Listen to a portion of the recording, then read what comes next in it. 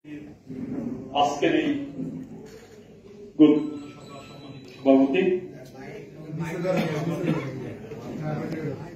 আমাদের সকলের প্রিয় নেতা মহানগরী বিপ্লবী আহ্বায়ক শ্রদ্ধেয় নেতা অ্যাডভোকেট শফিকুল আলম মনা ভাই উপস্থিত আছেন খুলনা মহানগর বিএনপির সংগ্রামী সদস্য সচিব সিনিয়র যুগ্ম আহ্বায়ক বৃন্দ সদস্যবৃন্দ এবং নবনির্বাচিত থানা কমিটি নেতৃবৃন্দ ওয়ার্ড কমিটির নেতৃবৃন্দ এবং আমার সামনে অঙ্গ সংগঠনের নেতৃবৃন্দ আছেন সকলকে দীর্ঘ সময় ধরে বক্তব্য শোনা এবং দেওয়ার জন্য এবং গুরুত্বপূর্ণ মতামত ব্যক্ত করার জন্য আমি আমার ব্যক্তিগত পক্ষ থেকে এবং খুলনা মহানগর বিএনপির পক্ষ থেকে ধন্যবাদ কৃতজ্ঞতা জানাচ্ছি। আজকের এই গুরুত্বপূর্ণ সভায় অত্যন্ত প্রাণবন্ধ হয়েছে আলোচনা বলেন সমালোচনা বলেন এটা রাজনীতির একটা সৌন্দর্য কিংবা একটা কালচার। গুরুত্বপূর্ণ সভায় আমাদের এখানে সবাই গুরুত্বপূর্ণ ব্যক্তি কিংবা গুরুত্বপূর্ণ নেতা আলোচনা সমালোচনা হবে এটাই স্বাভাবিক। এর মাধ্যমে আমরা আমাদের কাঙ্ক্ষিত লক্ষ্যে আমরা পৌঁছাতে সচেষ্ট হব। এভাবেই রাজনীতি এগিয়ে যায়, এভাবেই সংগঠন গতিশীল হয়, শক্তিশালী হয়। সুতরাং এখানে মনক্ষুণ্ণ হওয়ার কিছু নেই, এখানে কষ্ট পাওয়ার কিছু নেই। আমরা যখন এই গেটে বেরিয়ে যাব তখন সকলেই আমরা খুলনা মহানগর বিএনপি পরিবারের একজন সৈনিক বা সহযোদ্ধা। আমরা ভুলে যাব 5 মিনিট আগে আমরা যে সমালোচনা করেছি, যুদ্ধ করেছি, একে অপরের বিরুদ্ধে কথা বলেছি, এটা তার ব্যক্তি স্বার্থে নয়, দলের স্বার্থে, দলের মৌলদের স্বার্থে, দলকে শক্তিশালী করার স্বার্থে। সমাজের নেতৃবৃন্দ আপনারা জানেন আমরা খুলনা মহানগর বিএনপি এখানে যারা আছি সবচেয়ে গুরুত্বপূর্ণ ব্যক্তিরা এখানে আজকে উপস্থিত, কারণ খুলনাবাসী আগামী দিনে আমাদের মাধ্যমে এই খুলনাকে আধুনিক, সুন্দর এবং একটি বাসযোগ্য খুলনা দেখতে চাই। সুতরাং আমাদের অনেক দায়িত্ব, আমাদেরকে অনেক দায়িত্বশীলতার পরিচয় দিতে হবে, সেভাবেই আমাদেরকে কাজ করতে হবে। কারণ খুলনাবাসী জানে বিএনপি যখনই ক্ষমতায় আসে, বিএনপি যখনই দায়িত্বে থাকে, তখনই মানুষের ভাগ্যের পরিবর্তন হয়, তখনই মানুষ শান্তিতে বসবাস করে, ঘুমতে পারে, দেশের উন্নয়ন। তাই আগামীতেও মানুষ ক্ষমতায় কিংবা দেশের দায়িত্বে বিএনপিকে দেখতে চায়। সেদিক থেকে খুলনাবাসীও আমাদের কাছে, আমাদের বিএনপি নেতৃবৃন্দের কাছে অনেক কিছু প্রত্যাশা করে। সুতরাং আমাদেরকে নিজেদের ওইভাবেই তৈরি হতে হবে। আগামীর খুলনাকে কিভাবে আমরা সকলের জন্য সুন্দরভাবে বাসযোগ্য করে তুলতে পারি। এখানে একটি কথা আমি বলতে চাই, অনেকে এখানে বলেছেন আওয়ামী লীগের সাথে তুলনা করেছেন, অনেকে বলেছেন যে আওয়ামী লীগ এই কাজটা করলে খারাপ, যেরকম বিএনপি যদি সে কাজটা করে আমাদেরকে আওয়ামী লীগের প্রতি অনেক তুলনা ভাববে। আমি তাদের উদ্দেশ্যে বলতে চাই, অনেক নেতা আবার কেন্দ্রীয় পর্যায়ে বলে যে মুদ্রার একটি টপিক বলার চেষ্টা করে, অনেক ঘাপটি মেরে থাকা সংগঠন কিংবা ঘাপটি মেরে থাকা অনেক নেতারা বলতে চায়, কিংবা সুবিধাবাদী অনেক নেতা বলতে চায় যে আওয়ামী লীগ চলে গেছে, আর একটা পার্টি আসছে, তারাও আওয়ামী লীগ। কিন্তু সকলের উদ্দেশ্যে আমি বলতে চাই আওয়ামী লীগ একটি ফ্যাসিস্ট দল, আওয়ামী লীগ শেখ মুজিব যখন আওয়ামী লীগের হাত ধরেছিল তখন থেকেই তা লুটপাটের রাজ্যে পরিণত করেছিল বাংলাদেশকে। আপনারা দেখেছেন সেই 71 সালের স্বাধীনতার পর থেকেই শেখ মুজিবের নেতৃত্বে যে সরকার গঠিত হয়েছিল সেই সরকার বাংলাদেশকে তলাবিহীন ঝুড়িতে রূপান্তরিত করেছে। আর শহীদ জিয়ার নেতৃত্বে যে দল গঠিত হয়েছিল সেই দল বাংলাদেশকে স্বনির্ভর এবং আধুনিক রাষ্ট্রে পরিণত করেছে। এখান থেকেই পার্থক্য শুরু। এখান থেকেই বিএনপি এবং আওয়ামী লীগ কখনোই একে অপরের পরিপূরক হতে কখনোই পারে না। আওয়ামী লীগ গণতন্ত্র হত্যা করেছিল, বিএনপি গণতন্ত্র ফিরিয়ে দিয়েছে। আওয়ামী লীগ সমস্ত সংবাদপত্রের স্বাধীনতা হরণ করেছিল, শহীদ রাষ্ট্রপতি জিয়া রহমানের নেতৃত্বে বিএনপি সেই স্বাধীনতা উন্মোচন করে দিয়েছিল, সকলের কথা বলার অধিকার দিয়ে দিয়েছিল। এখানেই বিএনপির সৌন্দর্য, এখানেই জনগণ বিএনপিকে ভালোবাসে। সুতরাং যারা যারা বিএনপি আওয়ামী লীগের সাথে তুলনা করে কিংবা অন্যভাবে কথা বলে বিএনপিকে ছোট করতে চায়, তারা একটি উদ্দেশ্য নিয়ে করতে চায়। সেই সব ষড়যন্ত্র এবং উদ্দেশ্য সম্বন্ধে আপনাদের সজাগ থাকতে হবে এবং নিজেদের মনে এই আস্থা প্রতিষ্ঠা করতে হবে। বিএনপি শহীদ জিয়ার দল, বিএনপি দেশ নেত্রী আপসের নেত্রী খালেদা জিয়ার দল, বিএনপি দেশ নায়ক তারেক রহমানের দল, বিএনপি দেশের জনগণের সর্বোপরি জনগণের দল। সুতরাং বিএনপি কখনো আওয়ামী লীগের পরিপূরক হতে পারে না। আওয়ামী লীগের মতো বিএনপি ফ্যাসিস্ট সরকারের মতো বিএনপি কখনো হতে পারে না। বিএনপি সবসময় জনগণের পাশে থেকেছে, জনগণের দুঃসময় পাশে থেকেছে, জনগণের বিপদে যখনই পড়েছে তখনই বিএনপি এসে দাঁড়িয়েছে এবং জনগণকে উদ্ধার করেছে। সেটাই হচ্ছে বিএনপি। সুতরাং আগামী দিনের 31 দফার বিনিময়ে 31 দফার রাষ্ট্র সংস্কারের যে কর্মসূচি, এটা আপনারা দেখবেন। এই সংস্কার কর্মসূচি আধুনিক বাংলাদেশ প্রতিষ্ঠার কর্মসূচি। 5 তারিখ যখন প্রতিষ্ঠা হয়নি, 5ই আগস্ট যখন তৈরি হয়নি, তার আগেই কিন্তু বিএনপি 31 দফা ঘোষণা করেছে।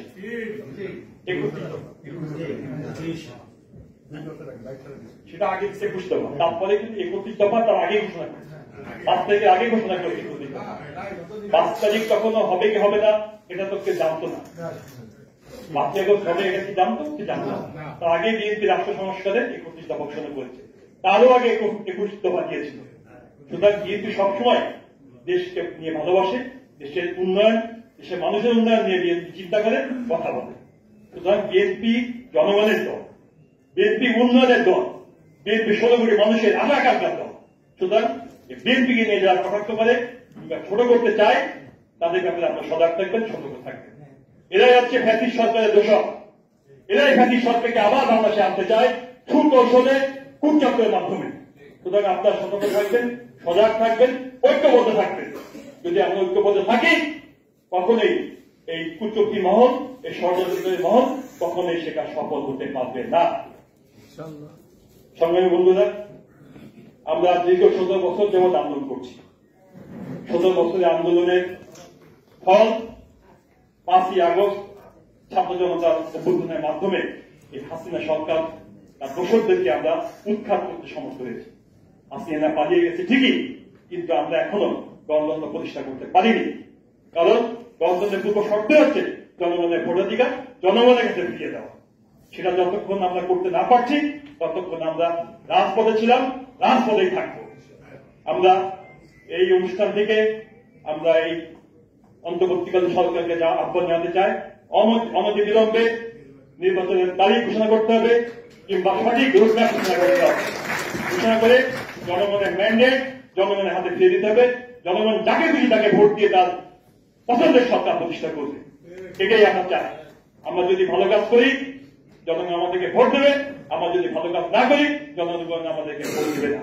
এই সত্যটা আমাকে নিতে সবসময় প্রস্তুত ছিলাম, এখন রাস্তা আগামীতে থাকবে। কিন্তু জনগণের ভোটাধিকার অর্জন না পর্যন্ত আমরা রাজপথ ছেড়ে যাব না। সংগ্রামী বন্ধুরা, এখানে যারা আছেন সবাই আমাদের দায়িত্বশীল নেতৃবৃন্দ। আমাদের একটি পাঠ হচ্ছে গণতন্ত্র প্রতিষ্ঠা করা, আর একটি পাঠ হচ্ছে আমাদের সংগঠনকে গতিশীল করা। সংগঠনকে গতিশীল করতে গেলে আমাদের কিছু সাংগঠনিক কার্যক্রম আছে, যেটা আমাদের নেতৃবৃন্দ ইতিমধ্যে বলেছেন। আমাদের বিভাগীয় সহসংঘ সম্পাদক জয়ন্ত কুমার কুন্ডু সুন্দরভাবে ব্যাখ্যা করেছেন। আমাদের সুবিধা তিনিও বলেছেন কিভাবে আমরা ওয়ার্ড পর্যায় থেকে আজকে থানা পর্যায়ে একটি নিবন্ধন করেছি এবং আগামীতে আমরা একটি কাউন্সিলের মাধ্যমে আমরা খুলনা মহানগর বিএনপির সম্মেলন আমরা করব কাউন্সিলের মাধ্যমে এবং আমরা আশা করি আপনাদের সকলের সমর্থন থাকলে সকলে যদি আপনারা চান আমাদের ভারপ্রাপ্ত চেয়ারম্যানকে আমরা সেই অনুষ্ঠানে প্রধান অতিথি হিসেবে আমরা করি। আমরা সেই অনুষ্ঠানের জন্য আমাদের সাধারণ সম্পাদক একটি প্রপোজাল দিয়েছেন যে আগামী 25 জানুয়ারির মধ্যে না 25 জানুয়ারির মধ্যে আমাদের থানা কমিটি পূর্ণাঙ্গ করতে হবে। এই কাজটা আপনারা সিনসিয়ারলি করবেন, কারণ কি এটা যদি পিছায় তাহলে সম্পূর্ণ পিছায় যাবে। আমরা চেষ্টা করব জানুয়ারির শেষে কিংবা ফেব্রুয়ারি ফার্স্ট উইকে আমরা খুলনা মহানগর বিএনপির সম্মেলন এবং আপনাদের সহযোগিতার মাধ্যমে এটা সম্ভব। এই জন্য যারা থানা নেতৃবৃন্দ নির্বাচিত হয়েছেন আপনারা দায়িত্বশীলতার সাথে দ্রুততার সাথে আপনারা সঠিক নেতা নির্বাচিত করবেন। এখানে অনেক অনেক কথা বলেছেন যে নির্যাতিত নেতা কর্মীদেরকে মূল্যায়ন করার ব্যাপারে। অপ্রিয় হলে সত্য, যারা যারা বলছেন সবাই কিন্তু নেতা, কার উদ্দেশ্যে কে বলছেন আমি ঠিক বুঝতে পারলাম না। কাকে বলছে যে যোগ্যদের দিয়ে নেতা নির্বাচন করবেন, যে ওয়ার্ডের সেক্রেটারি সেও বলতেছেন, আমাদের সেক্রেটারি সেও বলতেছেন, মহানগর নেতৃবৃন্দ সেও বলতেছেন। কে কাকে বলতেছেন এই কথা? যোগ্যতা দিয়ে নেতা নির্বাচন করতে হবে। আমার মনে হচ্ছে যে যার অবস্থান থেকে এই কাজটা করলেই তো হয়ে যাচ্ছে। যে ওয়ার্ডের নেতা সে যদি চিন্তা করে আমি যোগ্য দিয়ে ওয়ার্ড কমিটি করবো, তো সেখানে সব কাজটা হয়ে গেল। যে থানার নেতা সে যদি মনে করে আমি যোগ্যতা দিয়ে নির্যাতিত দিয়ে নেতা নির্বাচন করবো, তাহলে হয়ে যাচ্ছে। এই পর্যন্ত তো আশা লাগতেছে না। সুতরাং আমাদের যার যার দায়িত্ব সে সঠিকভাবে পালন করতে হবে। আমরা আরেকজনের দিকে না তাকিয়ে থেকে আমরা আমাদের অবস্থান থেকে আমাদের দুঃসময় সহকর্মীকে আমরা বেছে নেব, যাকে নিয়ে আমরা বিগত আলোচনা করেছি। আমি বারবার বলেছি যে যারা নির্যাতিত, নিপীড়িত, যাদের পরিবার নিঃস্ব হয়ে গেছে, যারা জেল থাকতে থাকতে যারা নিঃস্ব হয়ে গেছে, এই টাইপের নির্যাতিত নেতা কর্মীদেরকে আমরা তার প্রথমে স্থান দেব। তারপরে যদি জায়গা থাকে আমরা নতুন যারা আসছে তাদেরকে আমরা স্থান দেব, কিন্তু আমাদের নির্যাতিত নেতা কর্মীদের বাদ দিয়ে নয়। তাদেরকে অবশ্যই মূল্যায়ন করতে হবে, না হলে আমি আপনি মূল্যায়ন পাবো না। এটা মনে রাখবেন, এটা অবশ্যই মনে মাথায় রাখতে হবে। এটা আমাদের নৈতিক দায়িত্ব, এই কাজটা আমাদের করতে হবে। আর অনেকে বলেছেন যে এখানে 71 সদস্য বিশিষ্ট কমিটি হয়েছে, অনেক জায়গা থেকে অনেকে সদস্যদের মাধ্যমে করেছেন। এই কথাটি উঠছে এই কারণে যে 5ই আগস্ট যদি না হতো তাহলে আমার মনে হয় এই কথা উঠতো না। সুতরাং আপনার খেয়াল করবেন যে 5ই আগস্টের পরে প্রেক্ষাপট আলাদা, এবং এই প্রেক্ষাপটে একটু সজাগ থাকতে হবে, সতর্ক থাকতে হবে। এখানে বিভিন্ন টাইপের ফ্যাসিস্ট সরকারের অনুচররা এটাকে সুকৌশলে আমাদের মধ্যে ঢুকে যাবে। সুতরাং আমরা যদি সজাগ থাকি, ঐক্যবদ্ধ থাকি, একে অপরের প্রতি কাদা ছড়াছড়ি না করি, আমার মনে হয় যে সেই সুযোগটা তারা পাবে। আর যেহেতু আমি বারবার বলছি আমরা এখন চলমান যে আন্দোলন, সে আন্দোলনের একটি ধাপ শেষ করে আরেকটি ধাপে আছি। সুতরাং আমাদেরকে ওই চিন্তাটা মাথায় রাখতে হবে, যুদ্ধ কিন্তু এখনো শেষ হয়নি, যুদ্ধ চলমান। যতক্ষণ পর্যন্ত না এই তত্ত্বাবধায়ক সরকার নির্বাচনের তফসিল ঘোষণা না করছেন, সঠিক রোড ম্যাপ না দিচ্ছেন, ততক্ষণ আমরা রাজপথ ছেড়ে যাব না। সুতরাং এই চিন্তাটা মাথায় রাখবেন যে যে যুদ্ধ আমরা 17 বছর আগে শুরু করেছিলাম, সেই যুদ্ধ কিন্তু এখনো চলমান। এই চলমান যুদ্ধে শেষ যে হিসাব নিকাশ, জনগণের ভোটাধিকার জনগণকে ফিরিয়ে দেওয়া, গণতন্ত্র পুনঃপ্রতিষ্ঠা, সেটা আমরা শেষ করে তবে আমরা ফলাফলে যাব। তারপর আমরা রাজপথ থাকবে ইনশাআল্লাহ। এখানে অনেক বক্তব্য এসেছেন।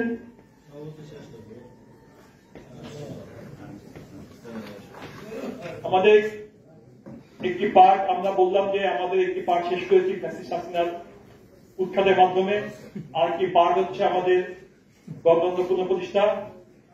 সেকেন্ড ধাপ হচ্ছে সাংগঠনিক কর্মকাণ্ড আমাদের যে চলমান সেটাকে বাস্তবায়ন করা। আমাদের পাশাপাশি আরেকটি কাজ আছে, সেই কাজটা আমি বলবো আমাদের নেতাকর্মীরা সেটা করবেন। সেটা আমাদের এখানে অ্যাডভোকেট আমাদের দুর্গাভাই কিছুটা ব্যাখ্যা করেছেন। আমাদের সেন্টার টিম আসবে, আমরা প্রতিটি ওয়ার্ড পর্যায়ে 31 দফাকে আমরা নিয়ে যাব এবং সেখানে আমরা প্রতিটি নেতা কর্মীকে রাষ্ট্র সংস্কারের 31 দফা আমরা বুঝাবো এবং সেখান থেকে প্রতিটি নেতা কর্মী আমাদের প্রত্যেকটা জনগণের কাছে আগামী দিনে বিএনপির রূপরেখা কি, বিএনপি কিভাবে রাষ্ট্র পরিচালনা করতে চায়, জনগণের মঙ্গল করতে চায়, দেশের উন্নয়ন করতে চায়, 31 দফায় সম্পূর্ণটা লেখা আছে। সেটা আমরা জনগণের কাছে দিয়ে যাবো, জনগণের দৌড় করে আমরা পৌঁছে দেবো, এটা আমাদের কর্তব্য। সুতরাং মহানগর বিএনপি এখানে সেন্ট্রাল বডি আসবে, তাদের সাথে কথা বলে কর্মসূচি দিবেন। সেই কর্মসূচি আমরা সবাইকে আন্তরিকভাবে পালন করতে হবে। এ ব্যাপারে ওয়ার্ড বিএনপিকে খুবই কুশলভাবে কাজ করতে হবে, যাতে এটা মানে এককভাবে করার বিষয় না। আপনারা কি ভাগ করে প্রতিটি ওয়ার্ডে ওয়ার্ডে উঠান বৈঠকের মাধ্যমে 31 দফাকে আমরা জনগণের দৌড় করতে দেব ইনশাআল্লাহ। আরেকটা বিষয়, এখন আমাদের কিছু সামাজিক কর্মকাণ্ড আছে যে কাজগুলো আমাদের করতে হবে। সেই কাজগুলোর মধ্যে এখানে এক বক্তা বলেছেন যে এখানে আমাদের সন্ত্রাসের বিরুদ্ধে আমাদের কর্মসূচি দিতে হবে। মহানগর বিএনপির নেতৃত্বে একটি আমরা কর্মসূচি তৈরি করব। প্রতিটি ওয়ার্ডে ওয়ার্ডে সন্ত্রাসের বিরুদ্ধে আমাদের প্রোগ্রাম থাকবে, মাদকের বিরুদ্ধে আমাদের প্রোগ্রাম থাকবে। জনগণের স্বার্থে, জনগণের সুন্দর ভবিষ্যতের স্বার্থে যা যা করার দরকার সেসব সামাজিক প্রোগ্রামগুলো আমরা করব। আমি আজকে এই মিটিং এ একটি প্রস্তাবনা সাময়িকভাবে দিতে চাই। আমরা আরো ছোট পরিসরে কথা বলবো যে এই শীতকালে আমরা প্রত্যেকটা ওয়ার্ডে আমরা স্কুল পর্যায়ে, কলেজ পর্যায়ে এবং মাদ্রাসা পর্যায়ে আমাদের কিছু কর্মসূচি আমরা নিব, যাতে আমাদের আগামী দিনের প্রজন্ম যারা ছাত্র, যারা আগামী দিনের সুন্দর বাংলাদেশ গড়ার স্বপ্ন দেখে, তাদেরকে নিয়ে কিভাবে আমরা আগামী দিনে বাংলাদেশ গড়তে পারি সেই ক্ষেত্রে কর্মসূচি আমরা দিব। সেগুলো আমরা আরো ছোট পরিসরে আমরা আলোচনা করে আপনাদেরকে আমরা জানিয়ে দেব এবং আপনাদের মাধ্যমে সেই প্রোগ্রামগুলো আমরা সফল করব ইনশাআল্লাহ। আমরা চাই শহীদ রাষ্ট্রপতি জিয়াউর রহমান যে স্বপ্ন দেখেছিলেন, সেই স্বপ্নের মাধ্যমে আমরা আগামী দিনে সুন্দর বাংলাদেশ প্রতিষ্ঠা করব। বিশেষ করে ছাত্রদেরকে নিয়ে শহীদ রাষ্ট্রপতি জিয়াউর রহমান যে উদ্দেশ্যে বাংলাদেশের মেধাবী ছাত্রদেরকে নিয়ে ছাত্র প্রতিষ্ঠা করেছিলেন, সেই উদ্দেশ্যে লক্ষ্যকে সামনে রেখে উৎপাদনমুখী শিক্ষা ব্যবস্থা কায়েমের লক্ষ্যে আমরা ছাত্র সমাজকে সাথে নিয়ে আগামী দিনে সুন্দর বাংলাদেশ প্রতিষ্ঠা করব এবং যাতে এই কর্মসূচি সফল এবং বাস্তবায়ন হয় তাদের সকলের সহযোগিতা কামনা করে, সকলের সুস্বাস্থ্য কামনা করে এবং সকলের মধ্যে যে আমি আগামী দিনের সুন্দর বাংলাদেশ গড়ার যে উন্মাদনা দেখতে পাচ্ছি, সেই উন্মাদনাকে আমরা কাজে লাগিয়ে খুলনা মহানগর বিএনপির উত্তর সমৃদ্ধি ভবিষ্যৎ, সুন্দর ভবিষ্যৎ কামনা করে আমি আমার বক্তব্য শেষ করছি। আল্লাহ হাফেজ। বাংলা জিন্দাবাদ, বাংলা জাতীয় দল জিন্দাবাদ, খুলনা মহানগর বিএনপি জিন্দাবাদ, আমাদের দেশ নেত্রী খালেদা জিন্দাবাদ, আগামী রাষ্ট্রনায়ক দেশ তারেক রহমান জিন্দাবাদ।